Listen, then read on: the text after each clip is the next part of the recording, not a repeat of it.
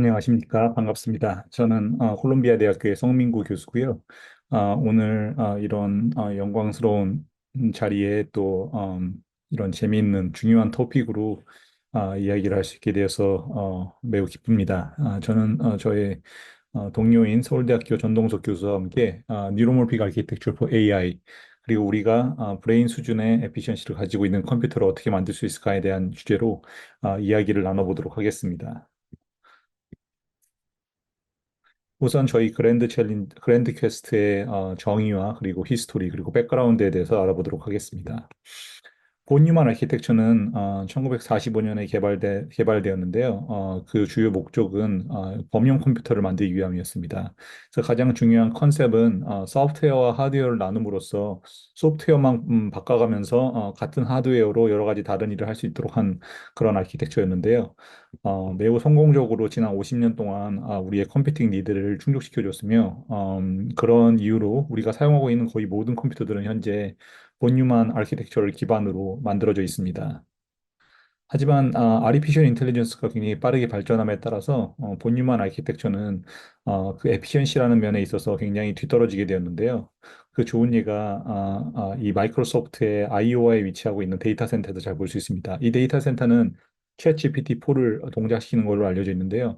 어, 28만 5천 개의 CPU와 만 개의 GPU 카드로 구성되어 있죠. 그리고 5개의 질문을 대답하는 데 있어서 약 500ml 정도의 물을 쓰면서 쿨링을 하는 것으로 알려져 있습니다. 그리고 챗GPT-4를 한번 트레인하는데 드는 비용이 약 1,400억 원 정도로 굉장히 운영하는데도 많은 비용이 드는 그런 데이터 센터입니다. 하지만 사람의 뇌는 약 20와트 정도 에너지를 소모하는 것으로 알려져 있는데요. 그럼에도 불구하고 챗 GPT보다 어떤 면에서는 더 똑똑한 동작을 수행할 수가 있죠.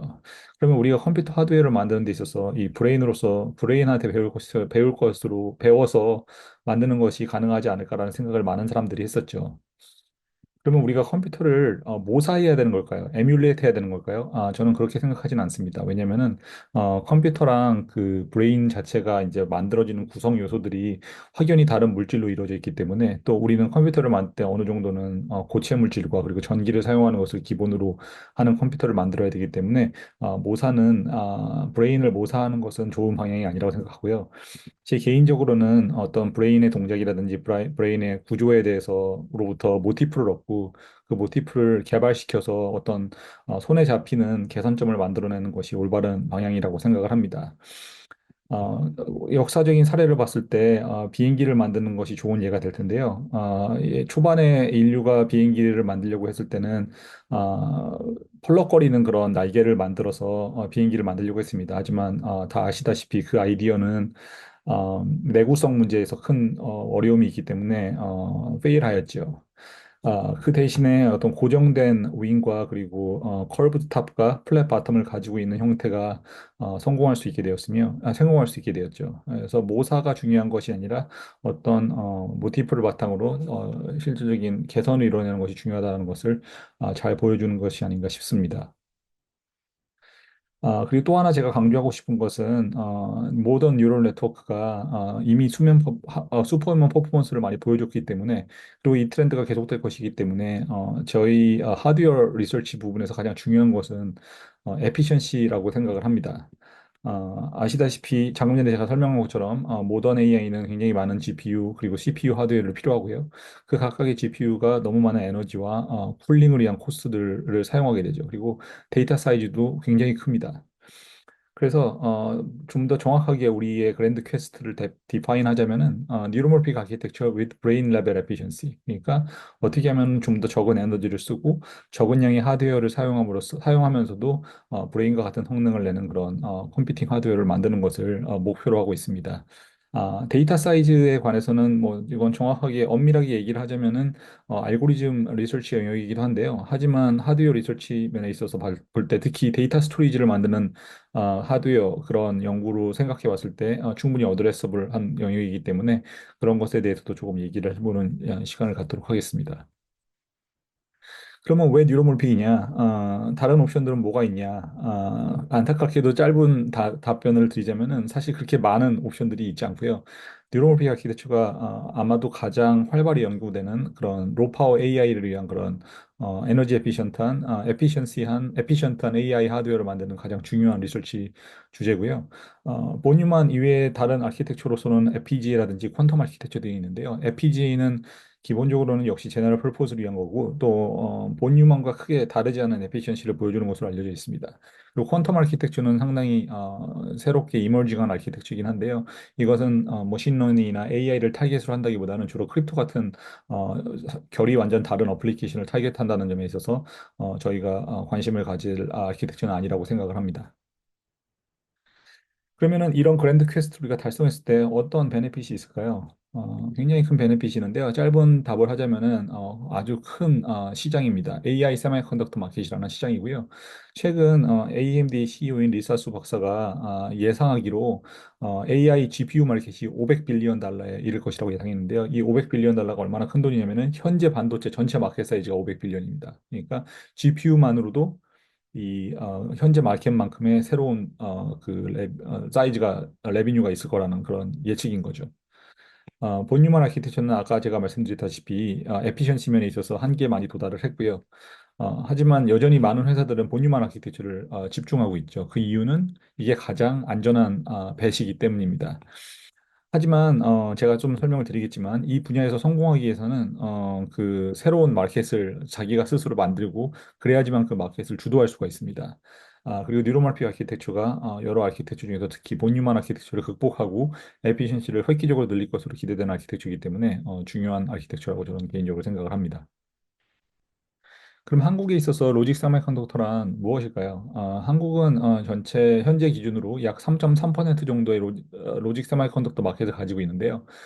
이렇게 적은 마켓을 지금 가지고 있기 때문에 로직 인더스트리를 빌딩하는 것은 한국의 그런 사회적인 혹은 국가적인 큰 과제였습니다. 굉장히 오랜 기간 동안요.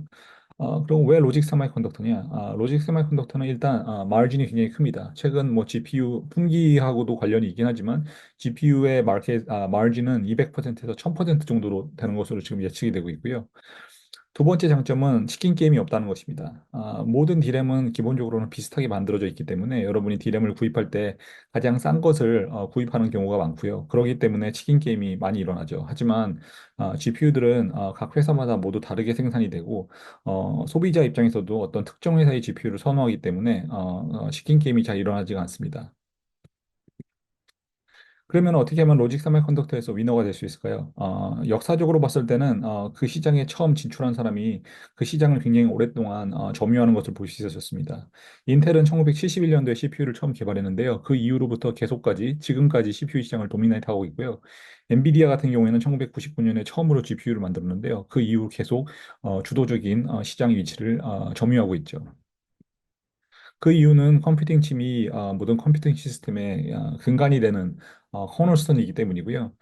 여러분도 알다시피 코너스톤은 쉽게 바꿀 수가 없죠. 코너스톤을 바꿀 때는 정말 굉장히 필요해서 어떤 문제가 있든지 아니면 굉장한 큰 이익이 예상될 때 우리가 코너스톤을 바꾸는 경우이기 때문에 이 분야에서 먼저 시장에 접근하는 것이 굉장히 중요합니다. 그러면 이제 좀 시간을 들여서 어떤 리서치들이 지금 이루어지고 있으면 특히 제 개인적으로 저희가 생각하기에 어떤 리서치들이 좀 장래가 밝은지에 대해서 설명을 해보도록 하겠습니다. 첫 번째는 모티프 1이라고 해서 어떤 스파이크, 타이밍 베이스드 컴퓨팅이나 커뮤니케이션을 주제를 바탕으로 일어나는 일련의 리서치에 대해서 설명을 좀 드리려고 합니다.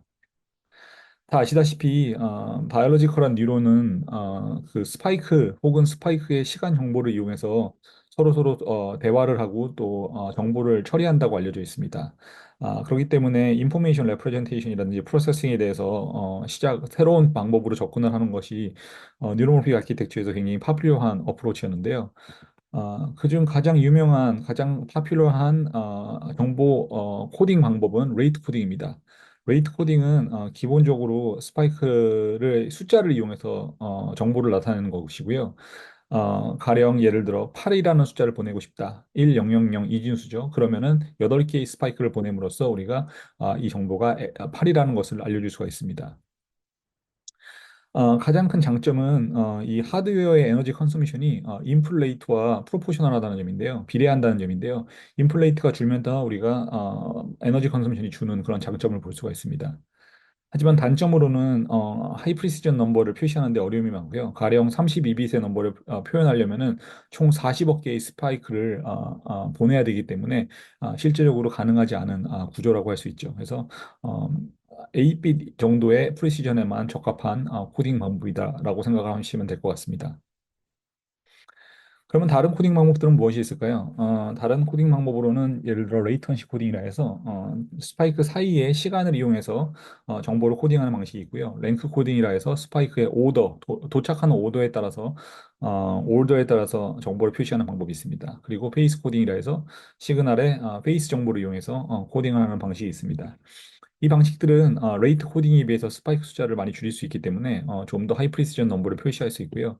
하지만 단점으로는 회로를 구성하는 데 있어서 이렇게 정확한 타이밍을 구현하는 것이 굉장히 어렵기 때문에 특히 프로세스 볼테이지 템퍼레처가 변함에 따라서 그런 면에서 좀 많은 챌린지가 있는 것이 사실입니다.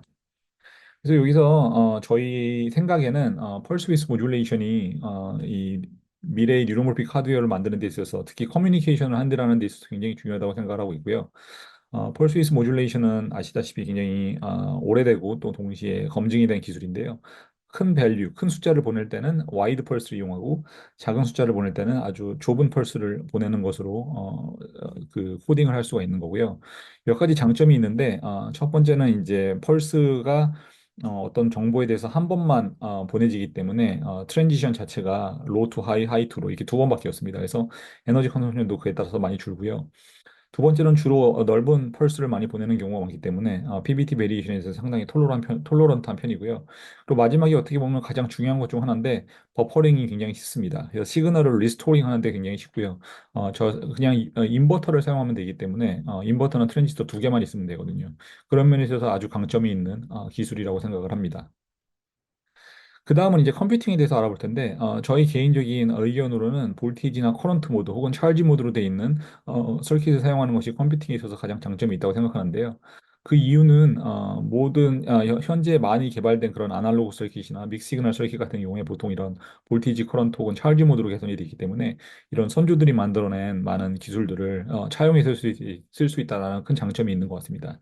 그리고 두 번째 장점은 데이터 컨버전 그 볼테이지와 그리고 그 펄스 사이에서의 데이터 컨버전이 굉장히 쉽다는 건데요. 이것은 아주 큰 장점으로 작용을 하죠. 그래서 위쪽에서 보여드리고 있는 그림인 이제 저희가 이제 발표한 논문에 있는 볼테이지 투 타임 컨버터인데요.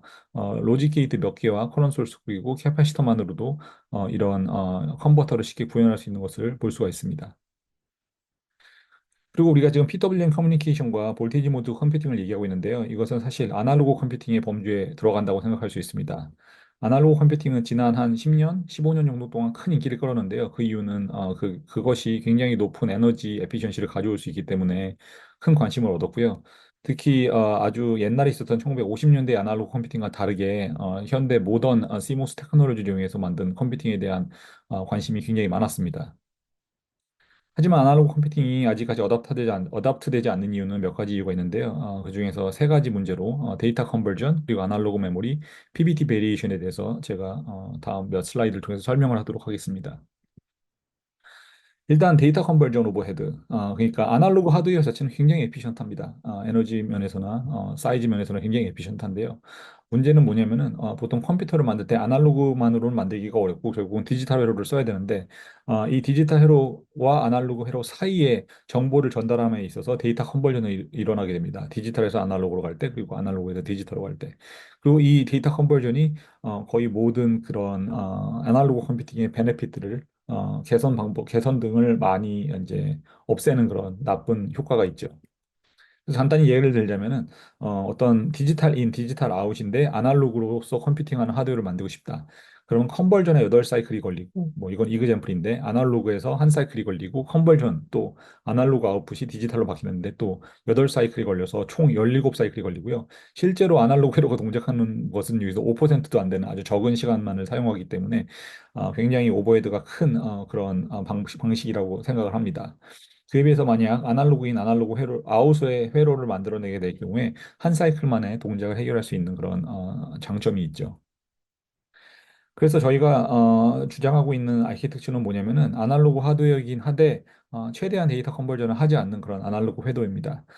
그것은 모든 관련돼 있는 컴퓨팅을 최대한 아날로그 도메인에서 데이터 컨버전 하지 않고 수행함으로써 마지막 결과가 나왔을 경우에 그 결과만 디지털로 이렇게 전환해서 보여주는 그런 방식으로 디자인을 하면 된다고 저희는 생각을 하고 있고요. 저희가 그거를 이름 짓기로는 어, 아날로그 데이터베이스 디지털 컨트롤 아키텍처라는 그런 이름으로 지금 저희가 열심히 연구를 하고 있습니다. 그래서 이게 사실 2022년에 카이스트의 조성환 교수님 랩과 저희 랩에서 콜랩을 해서 만들어낸 프로세서인데요. 컨볼루션 뉴럴 네트워크 프로세서고요. 풀리 아날로그 데이터 패스와 그리고 풀리 디지털 컨트롤을 가지고 있는 아키텍처라고 합니다. 에피션시는 약 240 탑스 퍼 와트, 테라 오퍼레이션 per 세컨드 퍼 와트고요. 높을수록 좋은 에피션시를 보여준다고 생각하시면 될 것 같습니다. 기존 디지털 프로세서들이 원탑스가 채 안 되는 에피션시를 보여주는 거에 비해서 두 오더 정도, 100배 정도 이상의 성능 개선을, 에피션시 개선을 볼 수가 있었습니다. 저 개인적으로는 굉장히 프로미싱한 디렉션이라고 생각을 하고요. 앞으로도 많은 연구가 기대되는 분야입니다. 하지만 이제 아날로그 컴퓨팅을 회로로 만드는 데 있어서 저희가 발견한 건 뭐냐면은 아리스메틱 하드웨어 예를 들어 애더라든지 서브스트를 만드는 것은 그렇게 어렵지 않습니다. 하지만 진짜 어려운 것은 이제 아날로그 메모리인데요. 아날로그 메모리는 당연히 굉장히 중요한 구성 요소죠. 왜냐하면 아날로그 메모리가 없다면 디지털 메모리를 써야 되는데 그렇다 한인즉슨 디지털 메모리를 하기 전에 아날로그 시그널이 디지털로 전환이 되기 때문에 그 오버헤드가 굉장히 많이 늘어나는 단점이 있죠. 그래서 아날로그 메모리를 개발하는 것이 어떤 면에서는 아날로그 데이터패스 디지털 컨트롤 아키텍처를 실제로 이제 구현하는 데 가장 중요한 부분이 아닌가 싶습니다. 그럼 어떤 아날로그 메모리들이 개발되고 있을까요? 가장 유명한 아날로그 메모리 중 하나는 mem리지스터 혹은 메모리 리지스터라는 건데요. 기본적으로는 그 어떤 소자의 저항값을 변화하는 그런 변화시킴으로써 그 저항값으로써 정보를 저장하는 아날로그 메모리가 존재하고 있습니다. 하지만 여러 가지 문제점들이 많이 있는데요. 일단 스태틱 커런트가 굉장히 높고요. 디바이스가 이제 별로 릴라이벌하지가 않고 또 그것을 쓰고 지우는데 굉장히 많은 시간이 걸립니다. 그리고 쓰고 지우는데 역시 3볼트나 5볼트 같은 기존 코어 볼티지보다 훨씬 높은 서플라이 볼티지를 필요로 하는 단점이 있습니다. 또 최근에는 맴 캐파시터라는 구조도 역시 인기가 있는데요. 이거는 맴 리지스터와 비슷하지만 캐파시턴스 밸류를 바꿀 수 있는 그런 아날로그 메모리 디바이스입니다. 이 디바이스는 스태틱 커런트는 굉장히 줄일 수 있는 장점이 있는데 그 외에 다른 단점들은 맴 리지스터와 쉐어하고 있는 그런 형태라고 보시면 될 것 같습니다. 하지만 가장 어떤 면에서는 준비되어 있는 그런 캐파시터는 뭐냐면은 아날로그 메모리는 무엇이냐면요 캐파시터 베이스드 아날로그 메모리입니다. 이 캐파시터에다가 차지를 저장함으로써 아날로그 밸류를 저장하는 방식입니다. 이런 메모리는 이미 릴라이어블 하고요 빠르고 또 사용이 이제 언제든지 사용 가능하고 또 사이즈도 그렇게 크지 않고 많은 장점들을 가지고 있습니다. 하지만 큰 단점이 있는데 그것은 바로 이 메모리가 이제 찰지를 잃어버린다는 것이죠. 왜냐하면 트랜지스터로 이제 그 찰지가 소실되지 않도록 그 트랜지스터를 이용해서 스위치를 오프해 놓긴 하는데 이 트랜지스터가 퍼펙트하지 않기 때문에 아이디얼하지 않기 때문에 리키지 커런트가 흐르고 그에 따라서 리텐션 타임이 존재를 하게 됩니다. 파이넷한 그런 한계가 있는 리텐션 타임이 있죠. 저희가 이제 최근에 프로토타입한 결과에 따르면 약 200 마이크로 세컨 정도의 리텐션 타임이 있는 것으로 추정이 되는데 그렇게 많은 시간은 아닌 것이 이제 큰 문제인 것이죠. 그럼 어떻게 이런 아날로그 메모리의 리텐션 타임을 늘릴 수 있을까요? 가장 쉽게 생각할 수 있는 것은 캐패시턴스를 하이 덴시티 캐패시턴스를 개발함으로써 리텐션 타임을 올리는 건데요.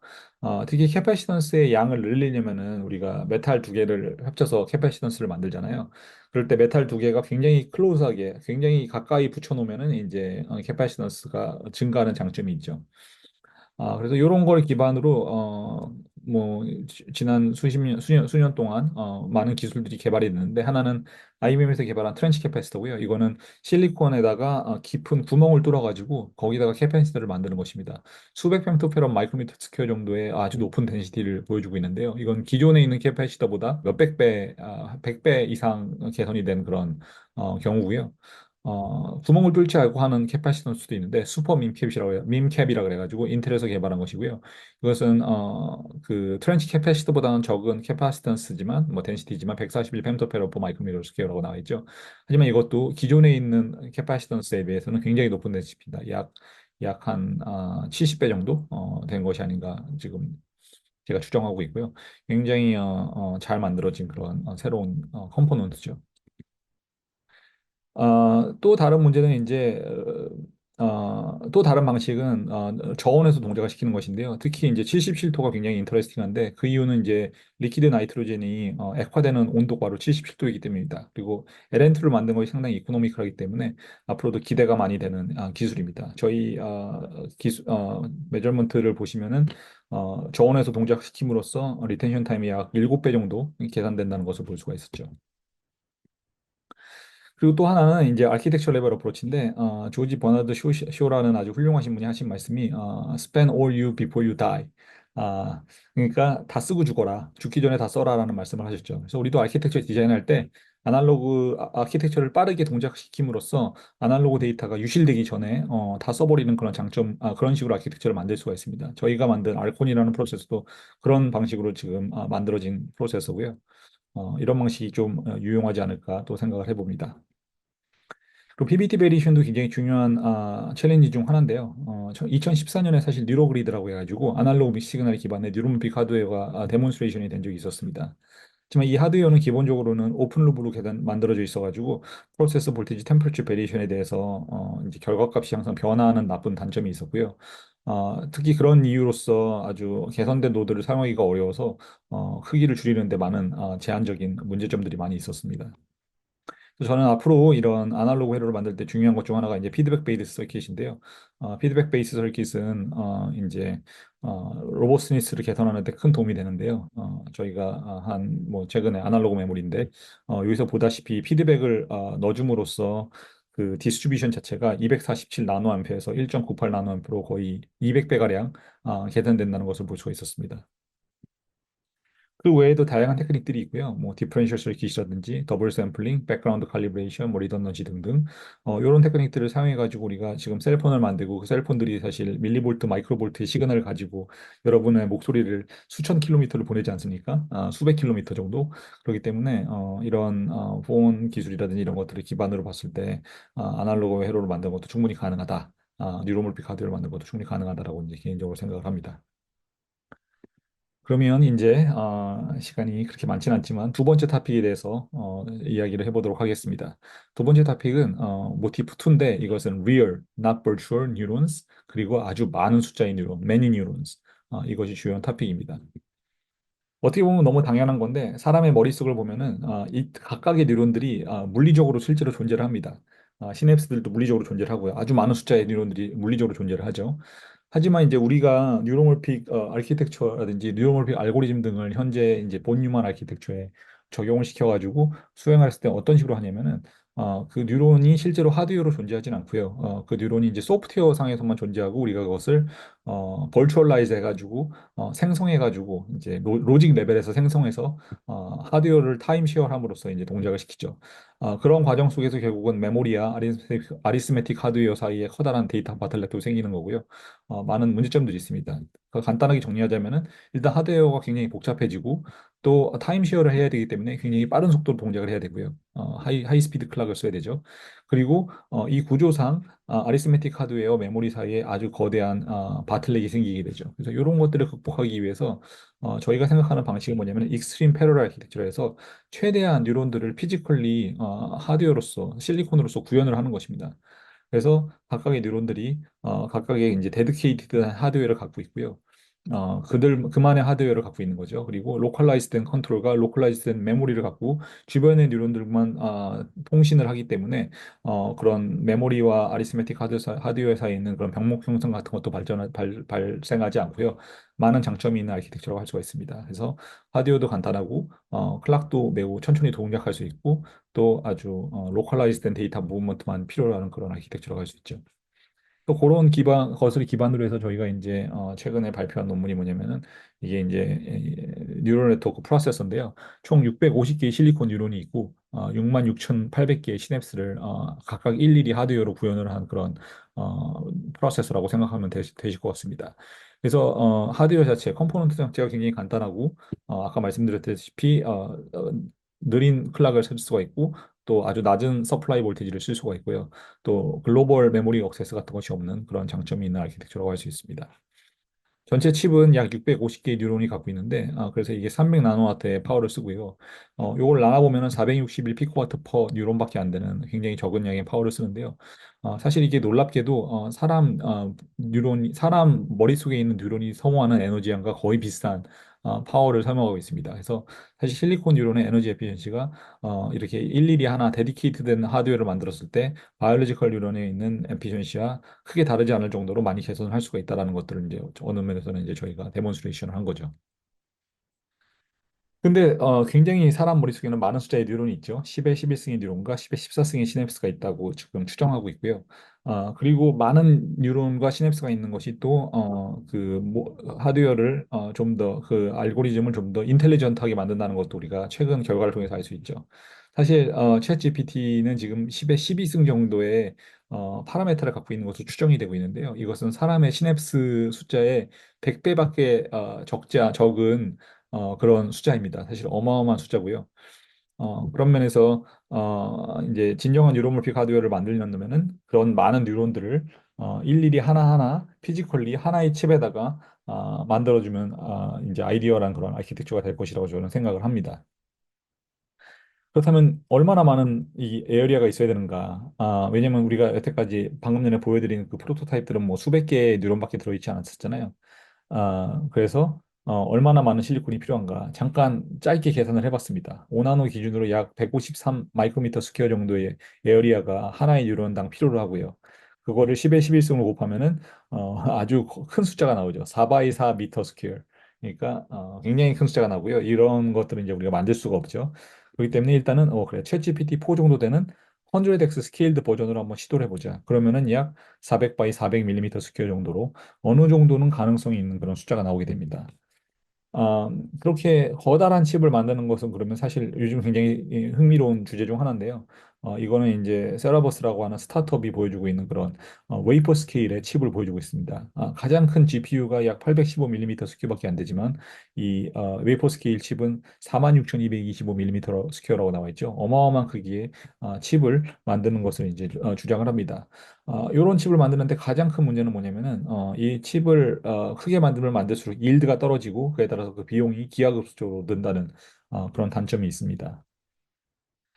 그렇다면은 많은 칩을 3층 벌티컬리 쌓으면 어떨까요? 왜냐면 이제 하나의 칩으로 만드는 거는 이제 너무 어려우니까 예를 들어 한 50개의 칩을 벌티컬리 스택을 하게 된다면은 각각의 칩 사이즈가 약 3200mm 스퀘어 정도면 되는 그런 3200이 적은 숫자는 아니지만 어쨌든 아까 본 것보다 훨씬 적죠.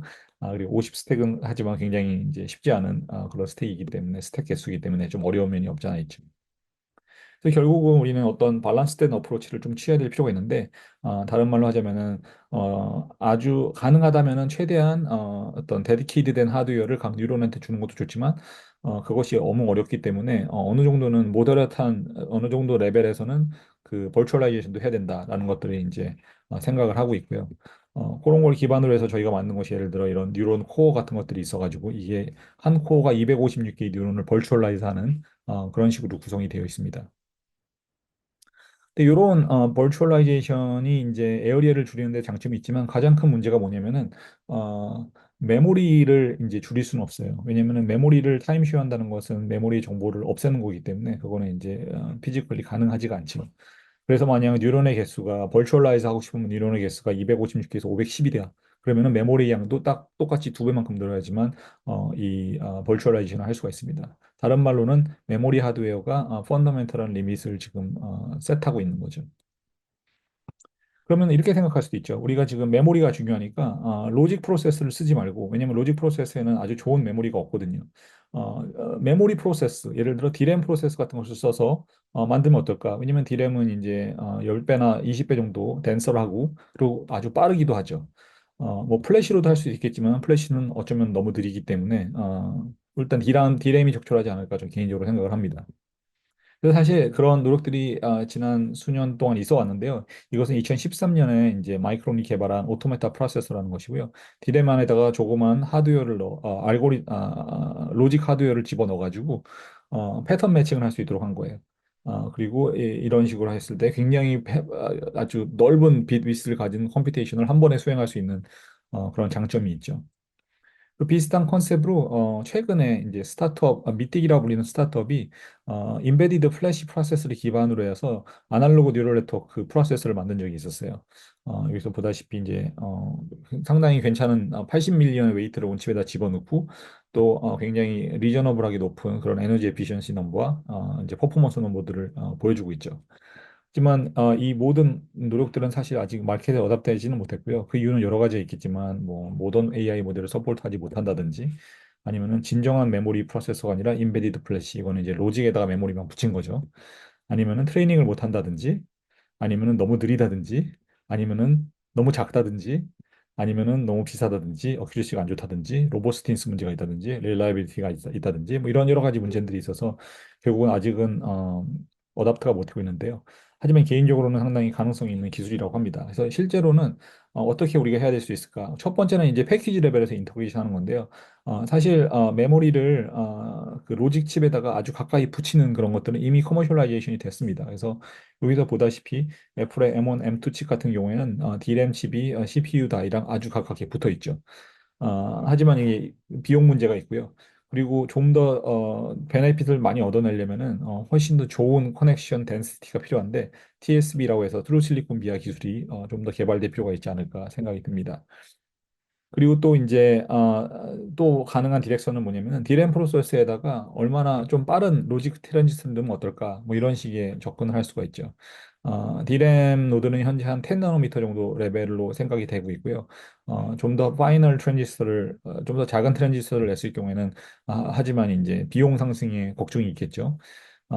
그리고 트랜지스터들이 기본적으로는 리키지 옵티마이즈 되어 있기 때문에 이제 퍼포먼스가 아주 높지는 않습니다. 또 디램 칩은 이제 로직 칩에 비해서는 좀 작은 편이고요. 이것도 이제 비용 문제 때문인데 약 25mm 스퀘어 정도 되는 것으로 생각이 되고 있고, 칩 사이즈를 늘리면 좋겠지만 일드가 떨어질 거고 그에 따라서 이제 코스트 문제가 작용할 수 있지 않을까 생각이 듭니다. 저희가 이제 좀 빨리 얘기했지만 이제 클로징을 하려고 하는데요. 본유만 아키텍처가 우리 컴퓨팅 니드를 굉장히 오랫동안 이제 잘 해줬는데 에피시언시 면에 있어서 많은 챌린지가 있죠. 그래서 듀로모르키 아키텍처가 이제 여러 가지 아키텍처 중에서 상당히 프로미싱한 브레인 레벨 에피시언시를 얻어낼 수 있는 그런 아키텍처라고 생각을 하고 있고요. 특히 이것이 이제 아주 커다란 AI 세미컨덕터 마켓에 중요한 파일을 가져갈 수 있는 부분이기 때문에 많은 관심과 노력이 필요하다고 생각을 합니다. 그리고 사실 이미 아주 많은 팀들이 열심히 연구를 하고 있는 상태고요. 특히 이제 저희는 여러 가지 기술 중에서 아날로그 컴퓨팅을 기반으로 하는 아날로그 메모리 이런 토픽들이 이제 중요할 것이라고 생각을 하고 또 다른 한쪽은 이제 익스트림 패러렐 아키텍처에서 떻게 최대한 많은 양의 뉴런을 조금은 버추얼라이제이션하고 조금은 데디케이트 하드웨어로 구현을 해가지고 최대한 많은 뉴런을 구현할 수 있을 것인가. 그리고 그것을 위한 매뉴팩처링 프로세스라든지 D램을 기반으로 하는 D램 프로세스를 기반으로 하는 디자인, 이제 컴퓨터 칩 디자인 이런 것들에 대해서 관심을 가질 필요가 있다라고 저는 개인적으로 생각을 합니다. 이것으로 저의 빠른 발표를 마치도록 하겠습니다. 감사합니다.